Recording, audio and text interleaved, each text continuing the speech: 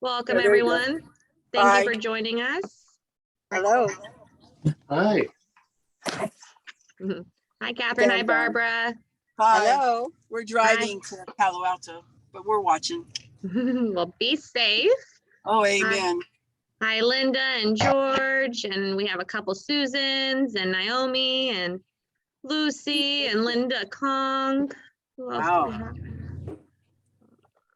A couple of iPads and iPhones. Hello, if you're joining us.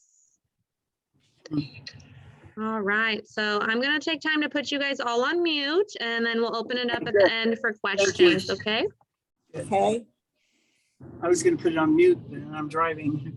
I got you. Hello, Diana. Hi, Frank. All right, well, thank you all for being here. This is our third session of our virtual summit. And so today we're gonna be talking about fall prevention. If you missed our last two topics, the diabetes and oral health is up and running on our website, so you can watch that. And by the end of today, the Healthy Lifestyles recording will be up on our website as well. So we're gonna get started here.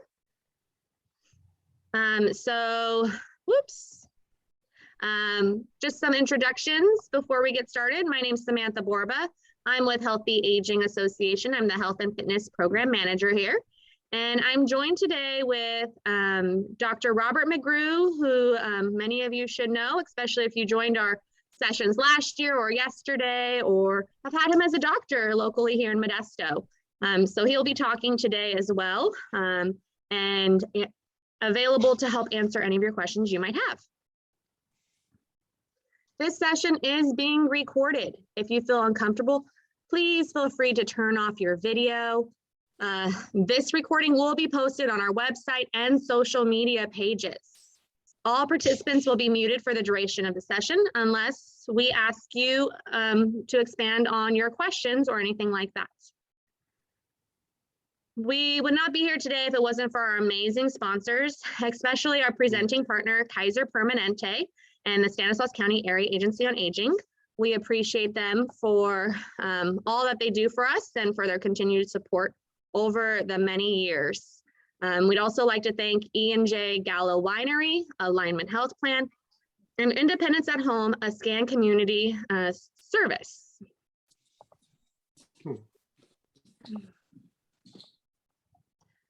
Some additional sponsors that we have available for our event that we like to thank.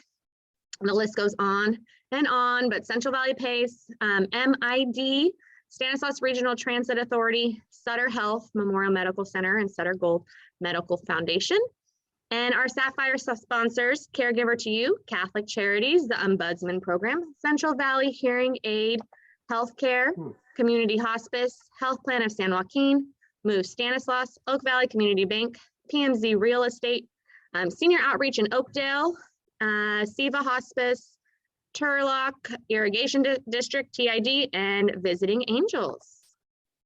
So today is our second day of bag distributions. It's that beautiful teal bag, or the one that I'm holding up, if you can see it. It is beautiful. It is fully insulated. It is filled with papers and goodies from all of the sponsors I just shared with you. Yesterday we were in Sears and Newman. Today we're doing Grayson, Patterson, and Modesto. If you're able to come out to the Modesto one, there will also be a vaccine clinic going on at the same time. So if you are eligible for that booster, that Pfizer booster shot, you can come and get it then. If you haven't had your first dose, or you just still haven't got that second dose, still come out, get those vaccines, because that will be going on inside of the Stanislaus Veterans Center. And then tomorrow we'll be out in Oakdale and Riverbank.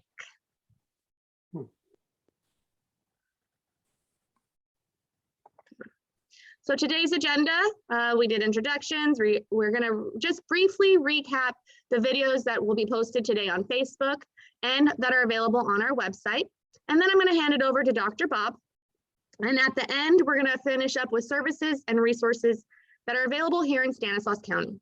If you have any questions, please feel free to use the chat box throughout the duration of today's presentation, and then we will try to answer as many questions at the end as possible. So all of these videos that we are discussing and topics can be expanded on by checking out our event page. And Kaiser Permanente has provided 5 really short videos that can help you prevent falls.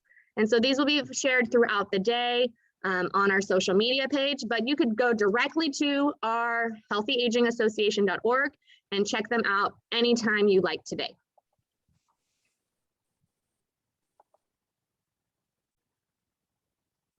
And just briefly in the chat, someone was asking if there will be the Moderna. The Moderna vaccine will be available today. It is just available for those first and second doses. And if you're immunocompromised, it will be available for those as well. Okay, so moving on, preventing falls. So most falls can be prevented. I'd want to start off with that. And we're going to help share on how we can prevent falls and keep you as safe as possible.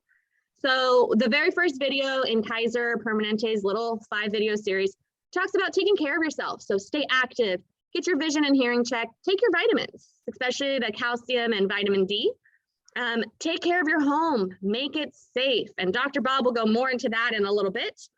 And take care outside, be prepared, keep your hands free. So making sure that you have some kind of bag that isn't on your arms, making sure they're nice and free. And then stay connected with family and friends to make sure that you're okay. So that could be using a life alert or always having your cell phone nearby as well.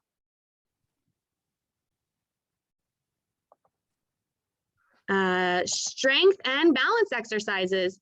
So there's a short video that Kaiser provided, which has a variety of videos like you see here in the pictures, that talks about easy ways to get moving in your home, utilizing a pillow or no equipment.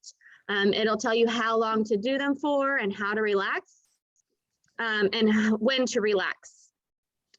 Please know that the usual type of strength and balance exercises is not usually for everybody, and feel free to modify to meet your needs. Stand next to a sturdy surface or chair or something close to a wall to make sure that you are nice and safe. As you can see in this arm circle video, she has a nice sturdy chair. There's no wheels and doesn't look like she's gonna easily fall out of that chair. Always warm up and cool down. Do what you can, increase. So this top video says, you know, do 8 to 10 times. Well, maybe 5 times is where you need to stop. That's okay. Do what you can do, and eventually over time, work up to that 8 to 10 times. And then join a Young at Heart strength training class. I know you guys all know how to use Zoom, which is excellent. We are offering our virtual Young at Heart strength training classes on Zoom on Monday and Wednesday mornings. All you need is some ample amount of space between your computer and your chair, so you can have some room to move around.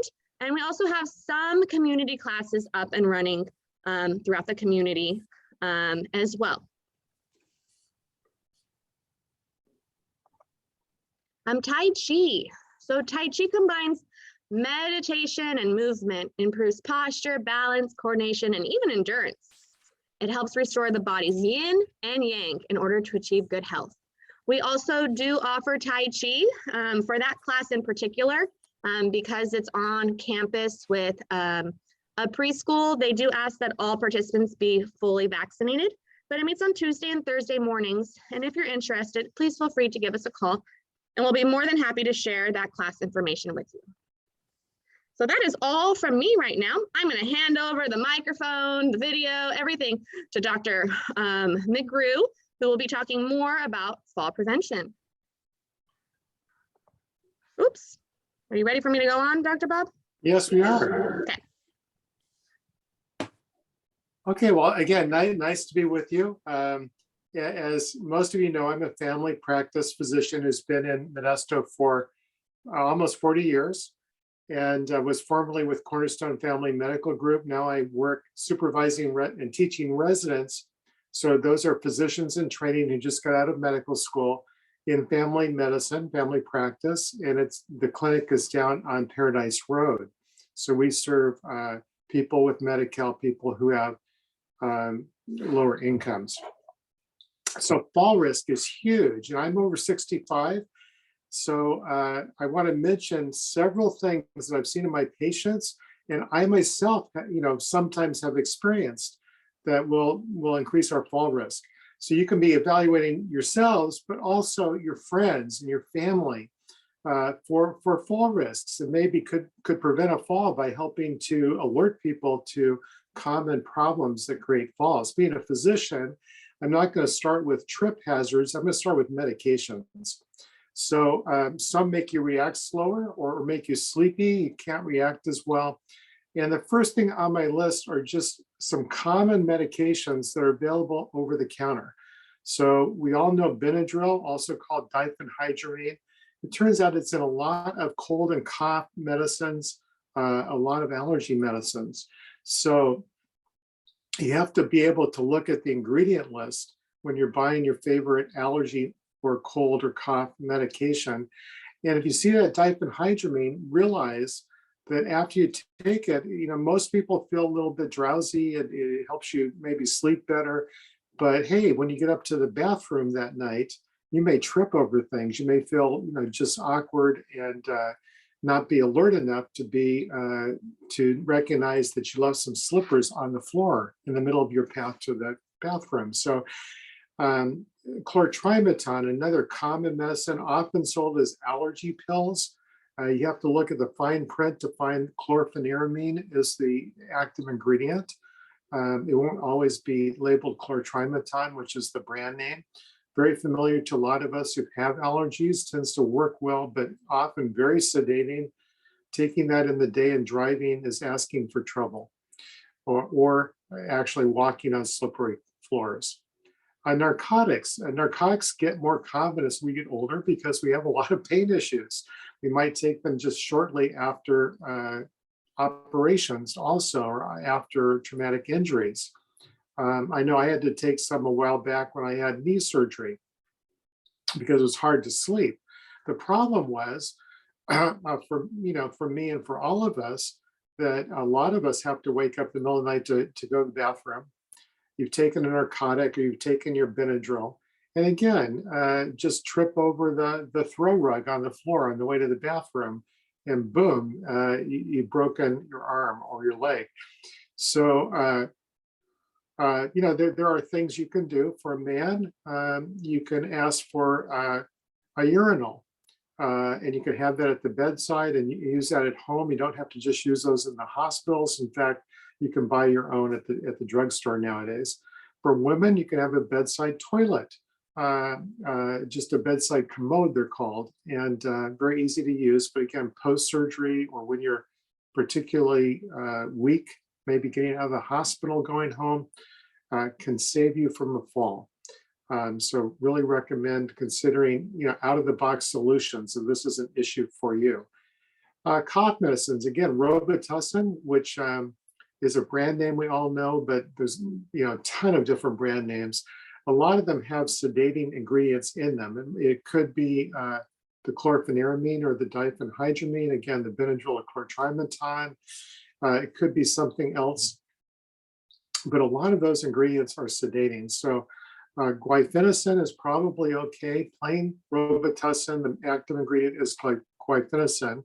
But as soon as you start talking about nasal congestion medications and allergy medications in your cough medicine, could make you sleepy. Increased falls, and sleeping medicines obviously make you sleepy. That's the whole point, right? So again, after you take them, that middle of the night trip to the bathroom becomes a hazard. I can't tell you how many patients I've seen that have injured themselves walking in the bathroom in the middle of the night, usually over 65, often over 75. So again, good to think about. You want to take the lowest dose possible, and you'd really like not to take these medicines every night. Take them just really if you just absolutely have to. And again, the Ambien, the Restoril, you can see the generic names. those are just the tip of the iceberg.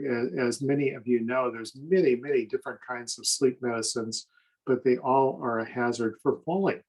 And then depression medicines and other anxiety medications, whether it's trazodone, also called Elavil, or Elavil is a different one, and many other medications, many of them make you sleepy. Mirtazapine is a particularly one that's particularly sedating, as is the Elavil medication.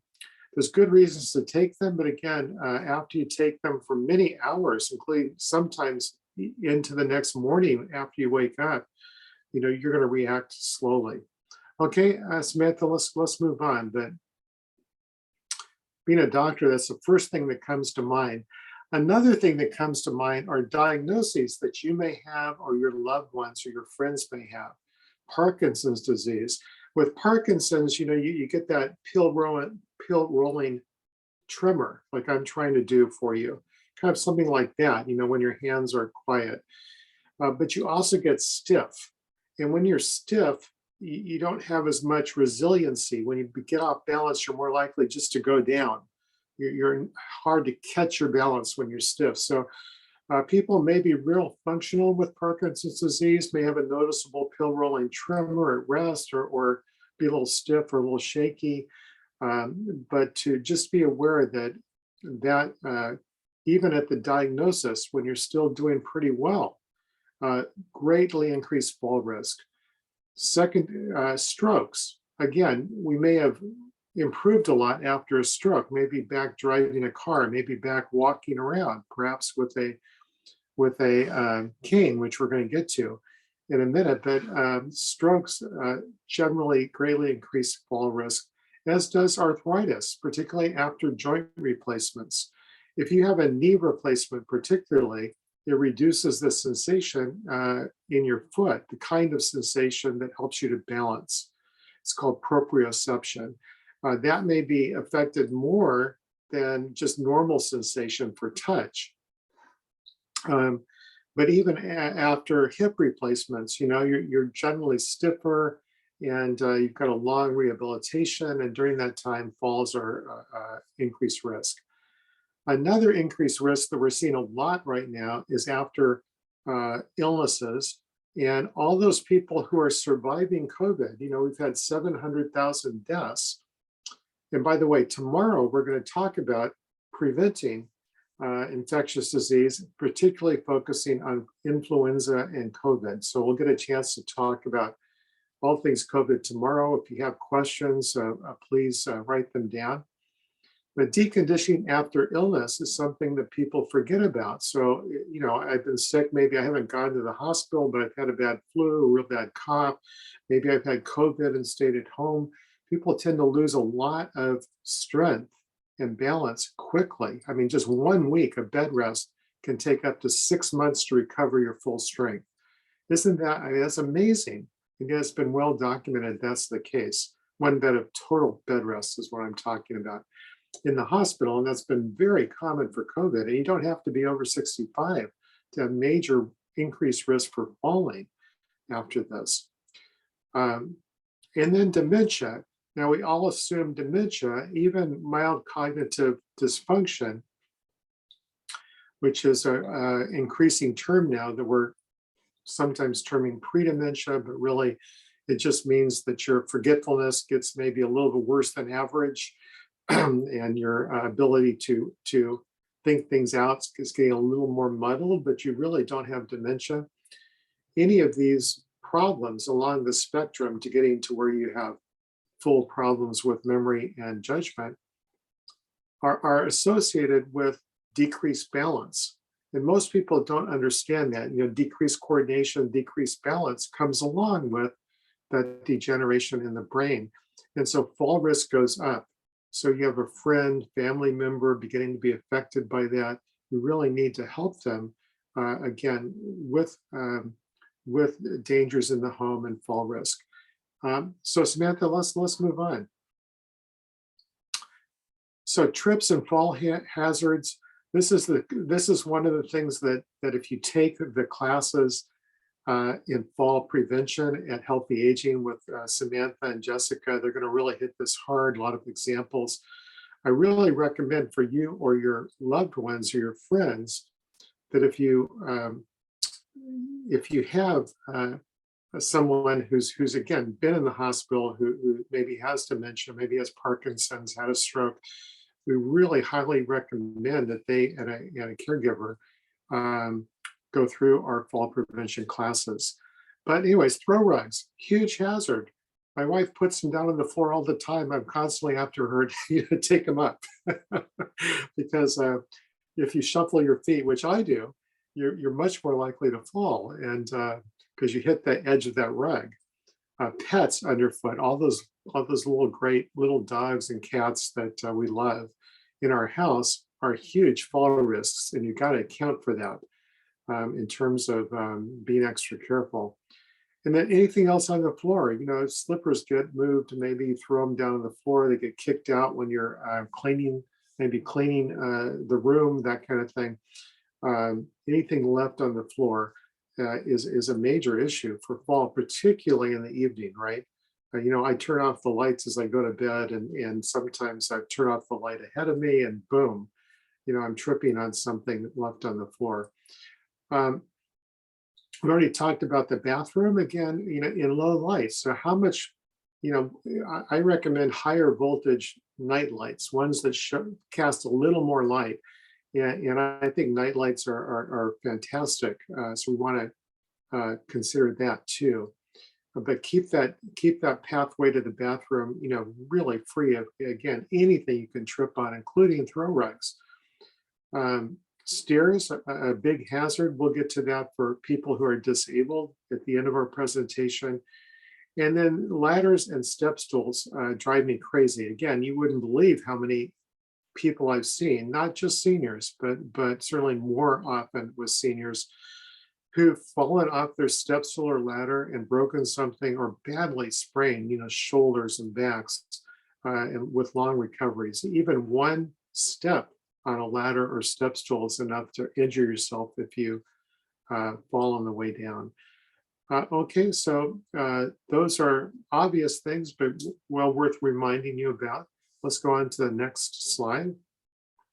And I'm going to end with assistive devices today. So ounce of prevention, definitely worth a pound of cure when you're thinking that what's at risk is falling and injuring yourself.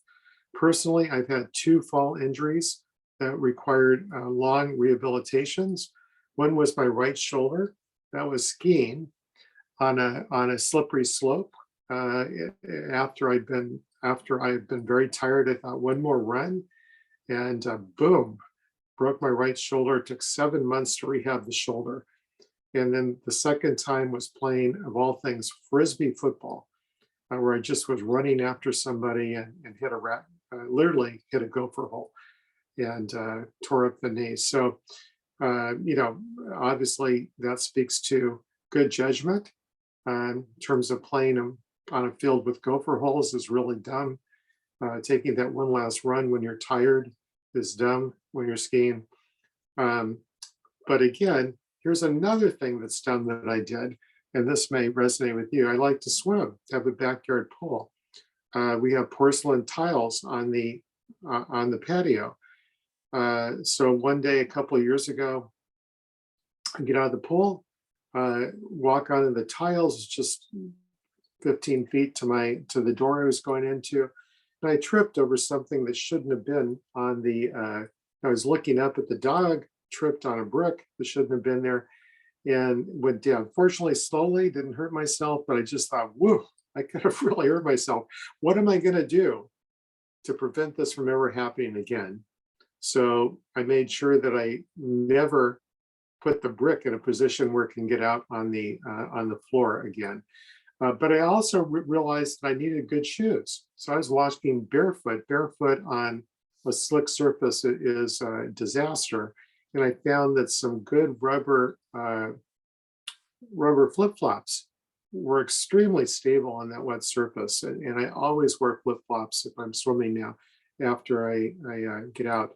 So, again, that just is an illustration of what how can we think about how can I make sure that this never happens again, or even better, how can I make sure that it doesn't happen the first time, right? So we're going to talk about reachers grabbers. I think most of us probably are well familiar with them, but very worthwhile. Canes and walkers, wheelchairs and scooters, stairway chair lifts. Now this is something a lot of us maybe never think about. And they can be a great solution if you have a stairway and want to stay in a two-story home. And let me put a shout out to one of our local nonprofits called the Society for Disabilities. They have a store and warehouse on 8th Street, 1129 8th Street, as you can see here in Modesto.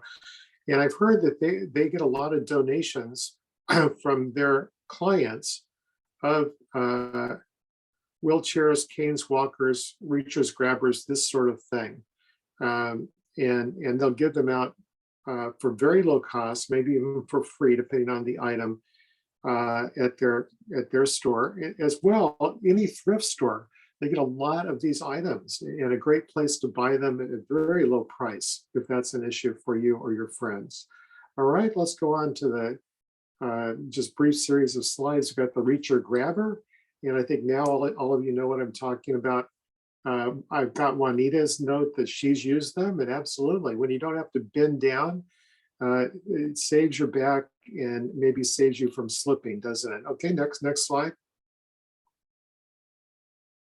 Okay, and we've got two kinds of canes, as you know. We really recommend the 4-prong cane. It's much more stable than the single-prong cane. This is less likely to slip. And again, that single prong cane, if it hits a little slippery item and it slips, you go down. So this is much less likely to slip. You can lean on it a lot more. Next slide. Okay, here's our wheeled walker. We also, as you know, have a non-wheeled walker. We recommend the non-wheeled walker as being less likely to slide out from under you. The wheeled walker is for people who have a better sense of balance, just need a little help. All right. And of course, walkers come with seats. And I recommend walkers with seats. If you get tired when you're walking, you can just sit down with your walker. Thank you, Samantha. We'll go on to the next one. Again, this is a motorized wheelchair. It's surprisingly inexpensive. I mean, it costs several hundreds of dollars. I think it's under $1,000. And I found this on Walmart's website. You can order this from Walmart. It is an electric wheelchair. It's lightweight. It can actually fold down and be put in a car. And you can see for somebody who needs mobility, but doesn't need a really strong wheelchair, isn't real weak, wouldn't slump over too much.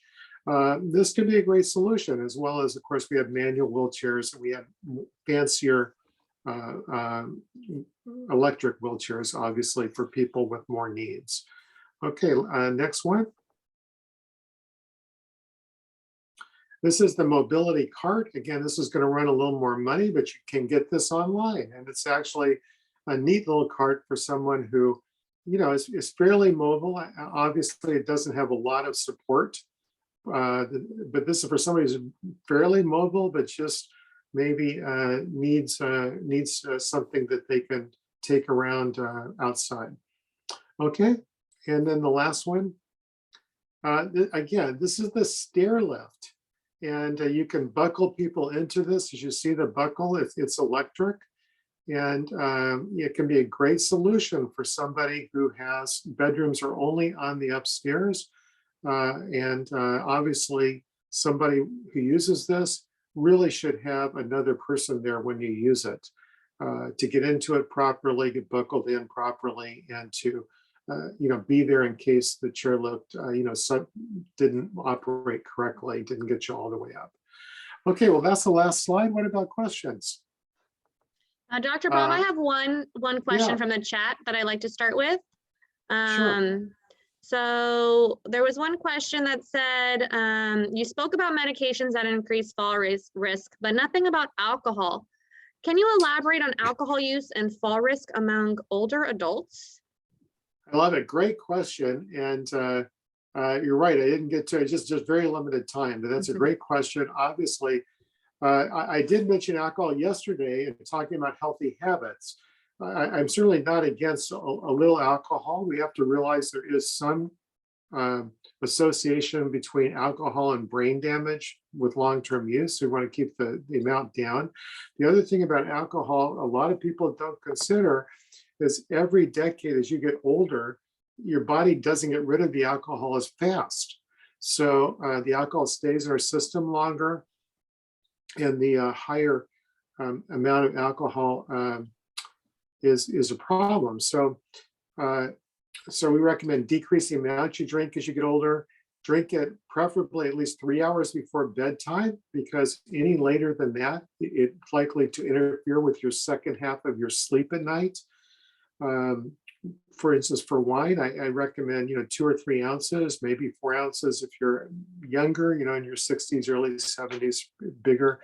But some people are used to drinking 6 or 8 ounces, and if you're drinking that, that's going to impair you for driving. If you're drinking that even 4 or 5 hours before sleep, it could impair your sleep, which is a big deal for memory. And alcohol, of course, makes you a little drowsy. Some people say, I don't feel drowsy. Well, you definitely are impaired. That's been proven again and again by the California Highway Patrol, other agencies worried about accidents. Okay. Anything else, Samantha? Just someone just typed right now, what about falling out of bed? Well, again, that's a great question. Very possible to fall out of bed. Obviously, you have to check the bed height. Is the bed height too much? Do you need to change your bed to a lower bed? That can be a real help. I know our bed's a little bit high, for a smaller person like my wife, she has to almost climb into it. That's a fall risk. Great question. And while we're on alcohol, we've got to mention other things that are not prescribed. I went into Benadryl and so forth, but some of our seniors are smoking marijuana or using cannabis edibles. And again, cannabis is a sedative. Some people deny that it is, but like alcohol, even if you don't feel sedated, studies show that your reflexes are slower with cannabis.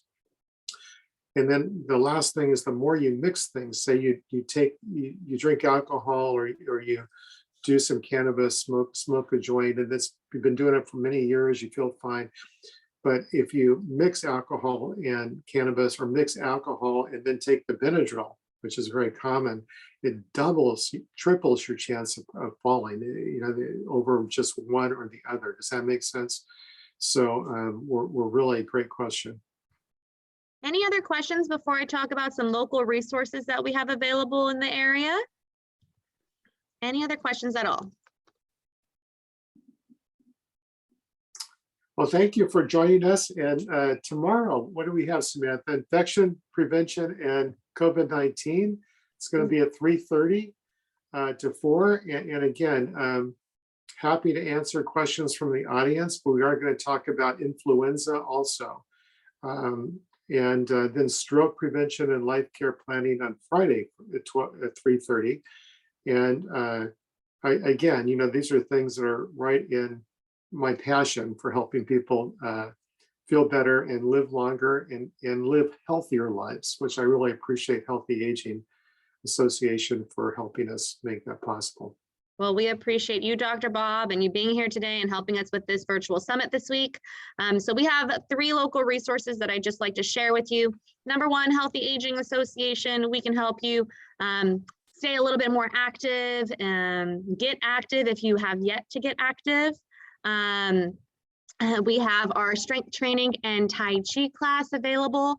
I will put our phone number in the chat box right now for everyone. Thank you, Susan. So our phone number is 525-4670 for those who can't see the chat box.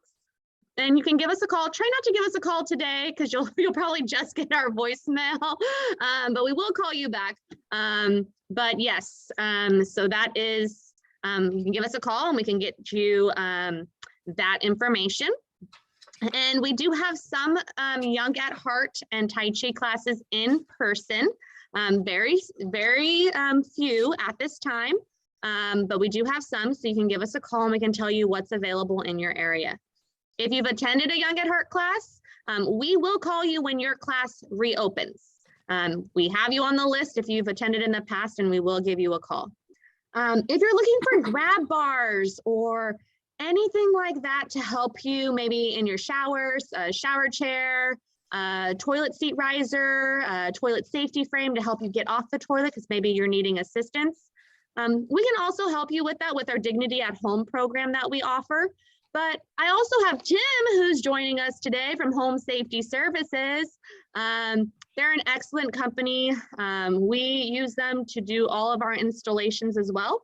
But they can do that for you as well. They can come in and put the grab bars in. They can even check to make sure that a grab bar is even safe for your shower. They have a lifetime warranty on their products and they do an amazing job.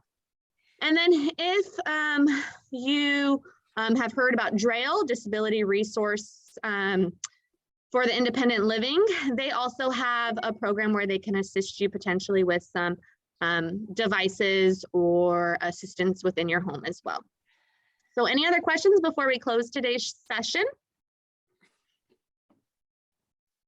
Well, remember, come by today if you live in Modesto, come get your bag full of resources here at the Modesto Senior Center. Hopefully the rain stays away and we'll see you all later. Thank you, everybody. I thought it started Hey, everybody. at 30. Okay, Samantha, I'll get those slides to you. Sounds great. Thank you.